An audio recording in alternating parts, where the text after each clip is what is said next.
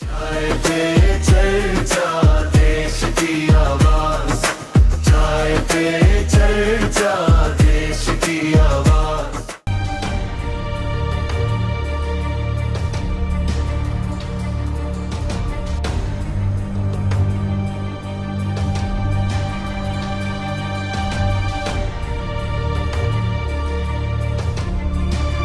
नमस्कार, मी किरण जाधव आणि आवाज मध्ये आपलं स्वागत आहे। सध्या मी आहे बोरवली येथील योगीनगर मध्ये।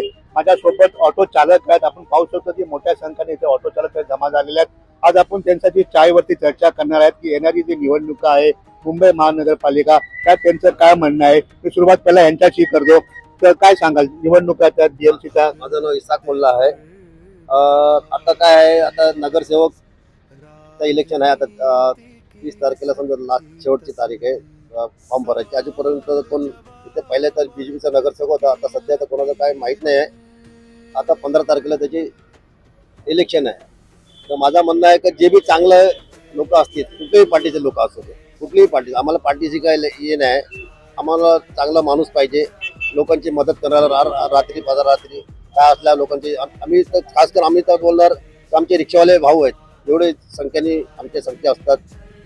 कधी त्यांना काय गरज असली तर आम्ही त्या माध्यमातून आम्ही मदत बी करतो युनियनच्या मार्फत। आता मी तो सांगतो का आता रिक्षावाल्याची जी समस्या, मोठी समस्या ही आहे काय, त्यांच्याकडे 40,000 फाईन, 30,000 फाईन, आता ट्रॅफिकवाले मारतात, पोलीसवाले मारतात। ते मला ते जे बी आहे सरकारच्या माध्यमातून, मीडियाच्या माध्यमातून मी सांगायला इच्छितो काय, हे जे फाईन आहेत, फाईन बी असे मारतात काही पॅसेंजर सोडतात ना, ते मागून फोटो मारतात। तर त्या रिक्षावाल्याला विचारायला तर पॅसेंजर सोडल्यात बाबा तुम्ही काय, त्याला पहिला कसं होतं तर ते पोलीसवाला आला या रिक्षा उभी असली तर त्याला सीटी मारत होते। आता सीटी बिटी काय मारत नाही, फोटो मागून मारतात बिचारे ते रिक्षावाल्याला। पहिला 500 फाईन असतो, सिग्नल तोडला या काय बी फाईन असला, पहिला फाईन 500 रुपये, दुसरा फाईन कंटिन्यू 1500 रुपये असतो। ते आता आम्ही पोलिसाकडे बी गेलेलो, साहेबाकडे। मला वाटतं की फाईन जे आहे ते कुठेतरी बंद झालं पाहिजे आणि एक वॉर्निंग देऊन मग ते फाईन मारलं पाहिजे। अजूनही काही लोक आहेत त्यांच्याशी जाणून घ्या, तर तुम्ही काय सांगाल? नगरसेवक कोणी पण असू द्या, ते रिक्षावाल्याची समस्या जे आहेत ना ते हल करायला पाहिजे। ते पाठीमागून जे फोटो काढतात ना, 1500 रुपये, 2000 रुपये, 25 रुपये असे मारतात फाईन, ते बंद करायला पाहिजे। ते पुढे येऊन फाईन मारायला ना, चुकी काय, त्यांची चुकी काय केली ते सांगायला पाहिजे ना त्यांना, ऐसा करायला पाहिजे। अपना कोई भी रिक्शा चलाते हैं, कोई अगर हवलदार ट्रैफिक पुलिस फाइन मारता है तो कोई भी चुनाव में आवे कुछ मदद करे रिक्शा वाले को। हमारा इसाक भाई जो हम लोग को ही थोड़ा बहुत मदद करते हैं, कोई भी चुनाव में आवे रिक्शा वालों को अच्छा मदद करे।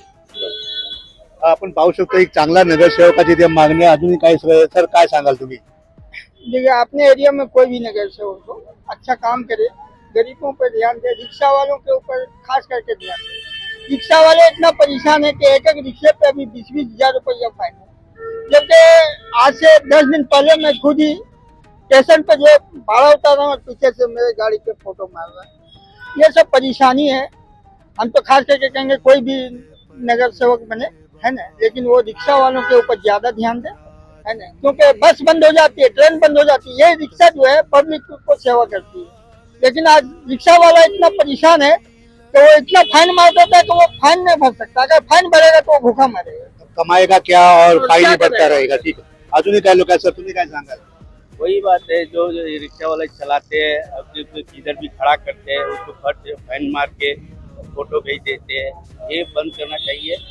इसके अलावा देखिए, हमें जब भाड़ा उठा करके अगर बोरोली स्टेशन में कहीं भी जाते हैं तो हवलदार लोग, चाहे ट्रैफिक हवलदार लोग, चाहे कुछ भी कोई भी हो, पीछे से अगर भाड़ा भी उतार रहे हैं तो पीछे से फाइन मार देते हैं। ठीक है, तो हम लोग देख नहीं पाते हैं। आप पता चला कि मोबाइल में मैसेज आ जाता है कि 15,000 से 1500 का फाइन मारा। हाँ, भाड़ा भी अगर उतार करके, और भाड़ा अगर नहीं उठाया तो उसमें भी फाइन मार देता है। और अगर भाड़ा उठाते हैं तो उसमें फाइन मार देता है, वो नो एंट्री है, इधर क्यों रोका। हाँ, तो ऐसा नहीं होना चाहिए। ऐसा सब गरीबों को मतलब फाइन मार देते हैं। हम लोग उतना कमाते भी नहीं है तो कहाँ से भर पाएंगे। हाँ, बस यही बात है।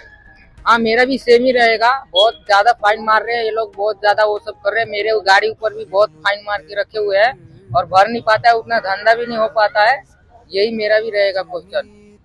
आपण इथे पाहू शकतो की जी मुंबईची लाईफलाईन आहे ती रिक्षा आहे आणि कुठेतरी रिक्षाचे जे ऑटो रिक्षाचे जे फाईन म्हणतात ते कुठेतरी बंद झालेले आहे. परत पुन्हा एकदा मी विचारलं सर काय सांगाल हे फाईनचं तर ठीक आहे पण मुंबई महानगरपालिका चुनाव येत आहे कसा महापौर तुम्ही वाटेल मराठी पाहिजे किंवा मराठी पाहिजे? बघा पहिला तर काय माणूस चांगला पाहिजे, सुशिक्षित पाहिजे ना.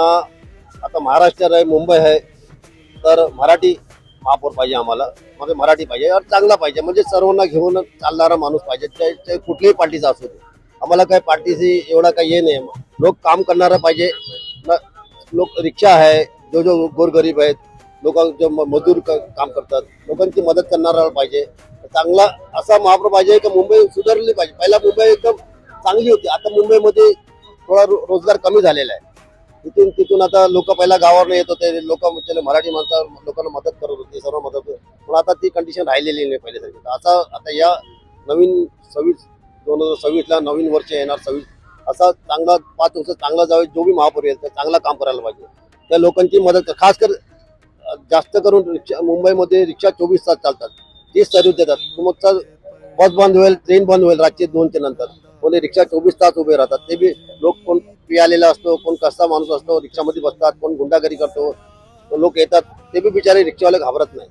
लोकांना हॉस्पिटलला जायला असतो, कोणाला एअरपोर्टला जायला असतो रात्री, तो बी रिक्षावाले आपले 24 तास तयार असतात. त्यासाठी म्हणजे महिलांची कशी सुरक्षा घेतात रिक्षावाले जे आहेत, महिला जे उशिरा येतात त्यांची कशा प्रकारे सुरक्षा करतात काय? महिलाचा तर आमचे रिक्षावाले मुंबईमध्ये तर तुम्ही रात्री 3 वाजता या 4 वाजता मुंबईमध्ये रेकॉर्ड आहे का महिलाला पहिलाच मदत करतात, चांगल्यापणे सर्व्हिस देतात महिलाला. तर आमचे युनियन मार्फत जे आम्ही सांगतात तर महिला, बुजुर्ग लोक, सिनियर सिटीजन असतात ना, जे हॉस्पिटल असतात त्यांना पहिला मदत, आपल्याला पहिला इमर्जन्सी त्यांना मदत करायला पाहिजे.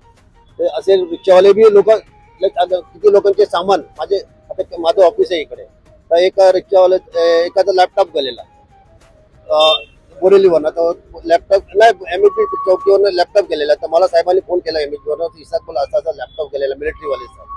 तर मग 2-3 तासांनी मी आपल्या ग्रुपमध्ये सांगितलं, असा एका रिक्षामध्ये त्यांचा नंबर बी नाही सांगितला, ग्रुपमध्ये मेसेज टाकल्यानंतर मला रात्री फोन आला, रात्री 10 वाजता, बोला इसाक भाई आपल्याला ते लॅपटॉप भेटलेला. तर मग तसंच मी रात्री फोन केला साहेबाला किंवा आता भेटलेला, तर बोले सकाळी तर मिलिटरीवाल्यांनी एवढे मोठा पेढ्याचा बॉक्स, त्या रिक्षावाल्याला बक्षीस सर्व दिलं. आपण इथे पाहू शकता की कुठे ना कुठे रिक्षावाले जे आहेत जे सामान्य जनतेचे जे आहेत त्यांचीही मदत करतात आणि कुठेतरी मुंबईची लाईफलाईन जे आहे ते ऑटो रिक्षामुळे आहे. कॅमेरामॅन दत्ता प्रसाद सह किरण जाधव, आवाज इंडिया.